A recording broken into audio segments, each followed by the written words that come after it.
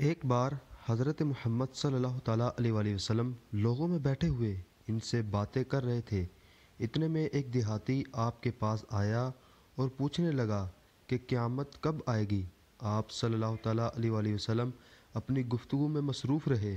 بعض لوگ جو مجلس میں تھے کہنے لگے، آپ صلی اللہ تعالیٰ علیہ وآلہ وسلم نے دیہاتی کی بات سنی لیکن پسند نہیں کی، اور بعض کہنے لگے کہ نہیں، بلکہ آپ نے اس کی بات سنی نہیں۔ جب آپ اپنی باتیں پوری کر چکے تو میں سمجھتا ہوں کہ آپ صلی اللہ تعالیٰ علیہ وآلہ وسلم نے یوں فرمایا، وہ قیامت کے بارے میں پوچھنے والا کہاں گیا؟ اس دیہاتی نے کہا، حضور میں موجود ہوں۔ آپ نے فرمایا کہ جب امانت ایمانداری دنیا سے اٹھ جائے تو قیامت قائم ہونے کا انتظار کر۔ اس نے کہا، ایمانداری اٹھنے کا کیا مطلب ہے؟